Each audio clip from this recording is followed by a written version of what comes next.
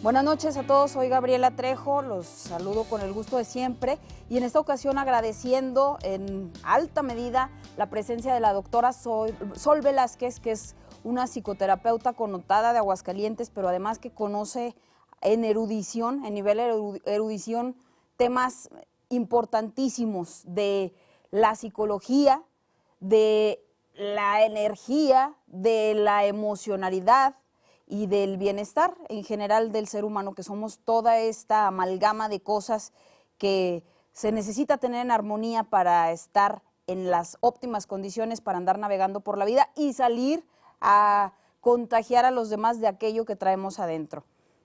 Quiero darle las buenas noches, las gracias. Doctora Sol, gracias por estar aquí. Muy amable, Gaby, agradecida de la oportunidad de coincidir contigo y de pues compartir un poquito de lo que hago todos los días. Te lo agradezco infinitamente.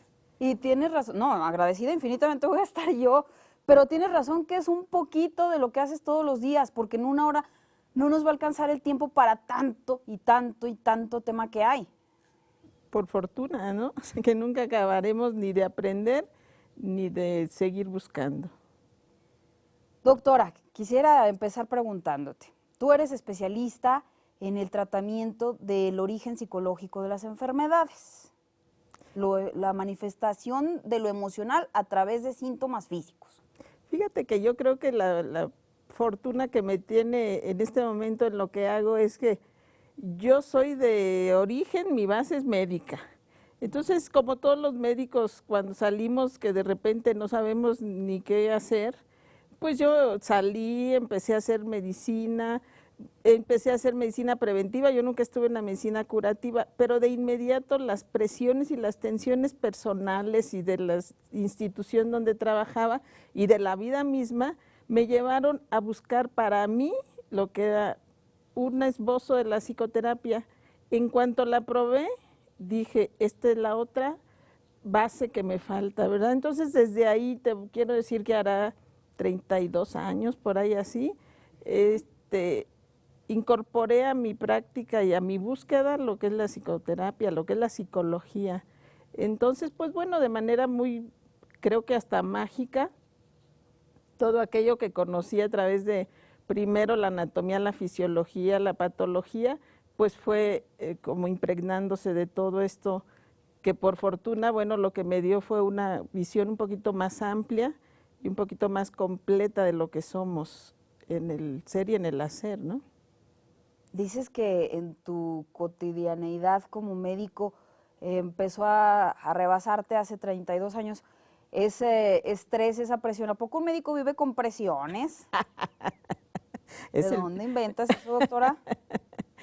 Yo creo que este afán de verdad, yo creo que de todo el profesionista, pero en específico al que nos toca coincidir con el dolor humano, nos ponemos en esa idealidad, en ese sueño, ¿no? No, qué concepto tan extraño. Pero bueno, necesitamos verdaderamente aterrizarnos, concientizarnos, y yo te diría, primero probar lo que estamos ofreciendo. Y esa búsqueda del equilibrio en mí me llevó a empezar a buscar en otras dimensiones. Y fíjate que lo dices muy bien. Una de tus múltiples especialidades es precisamente el cómo las emociones contenidas, no trabajadas, no canalizadas adecuadamente y no depositadas en donde deben de estar, no tratadas y no atendidas, cómo derivan en enfermedades biológicas. Sí, sí, sí. Es la bioenergética, por eso hablaba de la energía, donde tú has explicado infinidad de veces en tus seminarios, en tus simposios, en todos los lugares donde expones tu trabajo, has hablado infinidad de veces de los bloqueos energéticos que tiene nuestro cuerpo, pero también nuestro ser emocional. Fíjate que, fíjate que de verdad nosotros de repente creíamos que éramos cuerpo y mente, esa dicotomía, ¿no? Sí. Ya sabemos que no podemos separar eso, Pero el asunto es que no somos solo cuerpo-mente, tenemos un yo biológico que sustenta o que es la base de toda nuestra estructura, que después será nuestro yo integral. Pero ese yo biológico necesita irse, obviamente, nutriendo, conteniendo, madurando, para sostener un yo emocional, después un yo cognitivo, después un yo espiritual. Pues es como el desarrollo humano, el desarrollo, yo te diría hasta universal, ¿no? Pero entonces sí tenemos una realidad biológica, una realidad física, una realidad cognitiva o racional, pero una realidad energética, que eso es lo que de repente se nos olvida.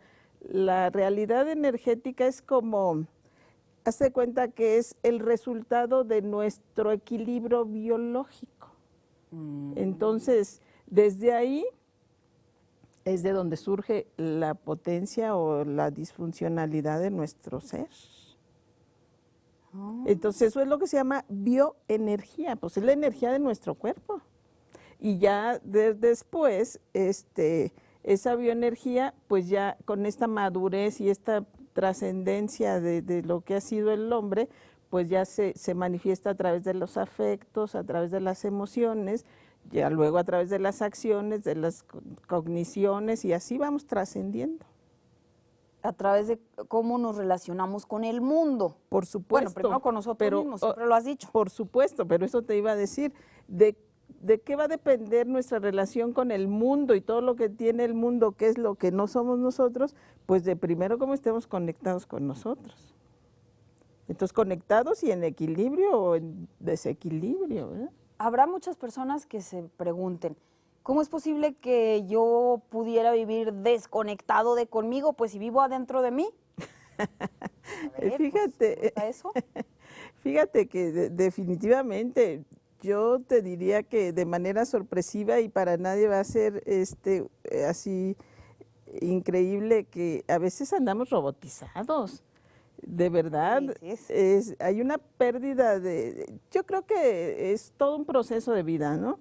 Pero sí llegamos a momentos en los que, yo creo que todos hemos pasado por momentos donde las situaciones han sido tan críticas, tan difíciles de sostener o de tolerar, que tenemos montones de mecanismos, yo te diría primero protectores, porque son adaptativos, que utilizamos pues para un poquito de disociación ante lo difícil, para un poquito de no meternos tanto de boca en la bronca, pero luego si permanecemos ahí, son adaptativos, esos deberían ser momentáneos, deberían de ser como temporalmente utilizados con sabiduría para ayudarnos a pasar esas crisis, pero el asunto es que en ocasiones nos permanecemos y es como si nos quedáramos con el disfraz de Superman, ¿verdad? Ya se nos olvida que no somos eso y por allá, y de verdad se nos olvida porque hay una desconexión en este asunto de la conciencia corporal, de lo que te digo. Entonces ya no andamos en nuestra realidad, en nuestra autenticidad,